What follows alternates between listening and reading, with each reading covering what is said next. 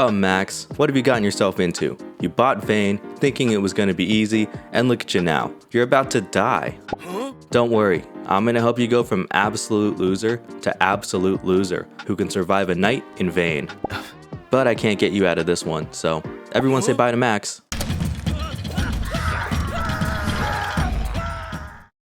Hey there, Max 2. What? No. It's me, Vex. I'm gonna teach you what I learned from my 7 days in Vane hardcore permadeath challenge. Hey. Who? I don't know, Max 1. Anyways, before you even jump into the world, you need to know about character creation. Specializations give a flat bonus to selected skills. Lockpicking helps you access more loot early. Agility gives you more stamina. If you want a quick start, I highly recommend picking electrical so you can hotwire cars fast. Please don't call me that. Some of my favorite occupations are thief, firefighter, and labor worker. Pick whatever you like, but pay attention to the starting loadout and skill boosts. It's useful to start with a weapon or tools, for example.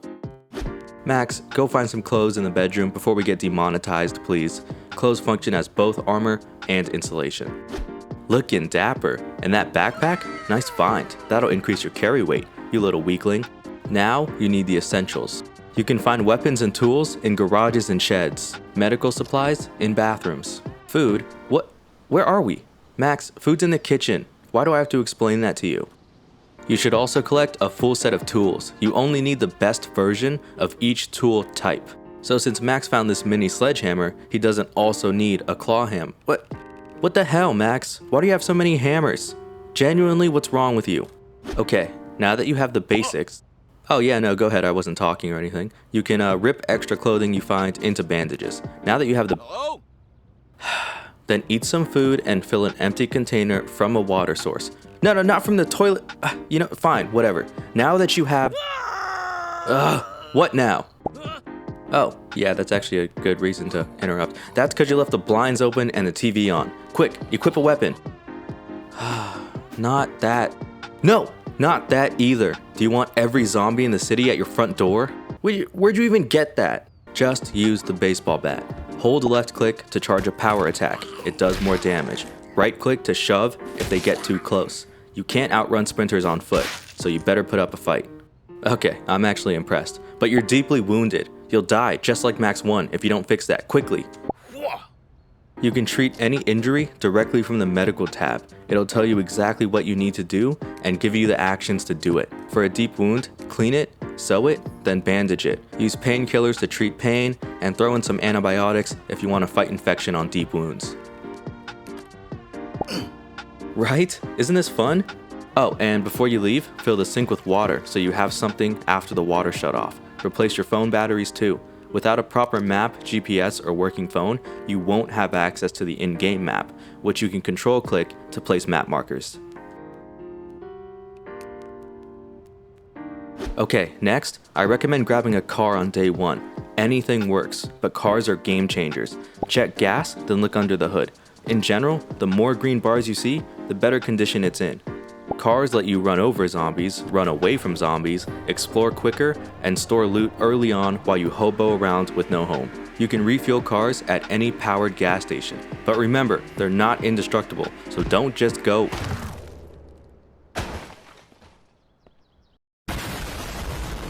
Well, howdy there, Max 3. Okay, you've got food, tools, some materials from dismantling objects, and you're even marking looted buildings with spray paint. Pro move, you're ready to choose a base. No way, too many windows, and fortifying that could take weeks. How'd you get up there though? Getting warmer, but you'll need to furnish it yourself. How will you cook and where will you sleep? What in the sex dungeon is this? Too far from supplies and other points of interest. Now we're talking. Limited windows, easy to fence in, has appliances and planter boxes.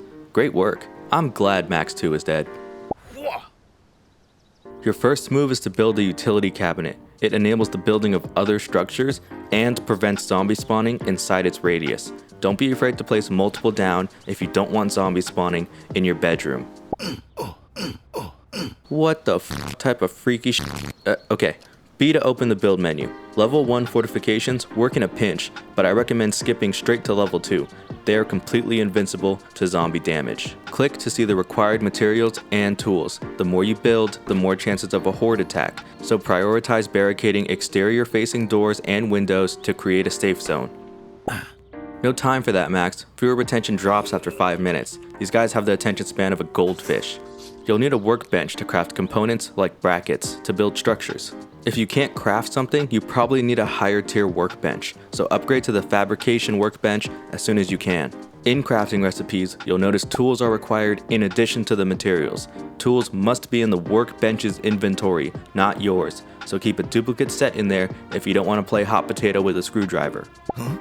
I said don't call me that, because this is vain. Everything is complicated.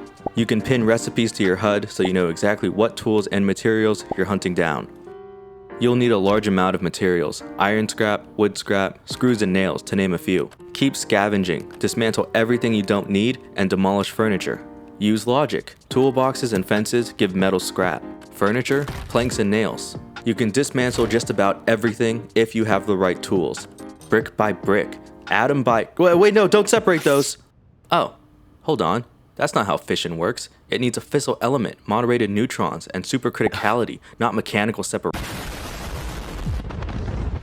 Damn it, he was my favorite. Alright, well say hello to Max 4, who I couldn't bother changing the clothes of. Now that you've got a fortified base, and yes, zombies can climb fences unless you turn that off in the settings, you should focus on sustainability. Water and power won't last forever. For water, build a rain catcher, connect it to sprinklers for easy peasy irrigation. For food, build a farming plot, add a soil bag, plant seeds, and water them. For power, build wind turbines or solar panels. Alternatively, find generators or solar panels in the world. Select move and attach them to your car to bring them home. Be careful when you're driving with stuff attached. Wire solar panels to batteries and then your base's fuse box for 24/7 power. For the vibes, you can move almost every object in-game. Investigate furniture to learn how to build it, and place items around from your inventory, so let out your inner HGTV house flipper. Shut up. Christina, my DMs are open. Also, all built structures decay unless you supply the utility cabinet with the required resources, so check it often. You can turn decay off in settings. Stop calling... No, here's 10 more rapid fire tips. If you hear this, then a horde has spawned. Early game, just get the hell out of Dodge and return later, or go around and find out. Wash yourself and your clothes to reduce wound infection chances. IRL too, you stinky gamers. Keep scavenging to find schematics, which will unlock new crafting recipes. The schematic workbench will lower the skill level requirement needed to learn them. You can repair clothes and weapons at the repair bench. The percentage is based on wear, so lower is better. You can work out in the health tab to boost your stats, just don't become Sore Man, the world's most pathetic superhero. You can hunt game for meat, but don't pet the wildlife. Cooked food fills you up more. Stoves, like workbenches, require tools in the form of cooking utensils to cook. Watch out for building alarms even after power shut off. You can turn them off if you find the alarm panel, but best retreat and come back later. Corpses will rot, attract zombies, and make you sick, so destroy them if they're near your base. Lastly, getting soaked in heavy rain or falling into water fries electronics, so do not feel the rain on your skin. Sorry, Natasha. Too late, you already bought it. Relax, you don't need to know everything. You're gonna die just like Max 1 through 3 and learn something new each time. Failure is part of the experience. Between all the chaos, don't forget to assign your hard-earned skill points for perks in the stats tab. You can also find skill books to help you progress skills faster. My advice is to build a base and gather the resources as you go to make what you want. That'll naturally guide your progression. The map is huge and jam-packed with places of interest, so don't be afraid to explore, but do be prepared. If you want to see how I learned these tips the hard way, check out my full 7 days in vain survival permadeath challenge, linked below. It covers my early to late game journey in one video.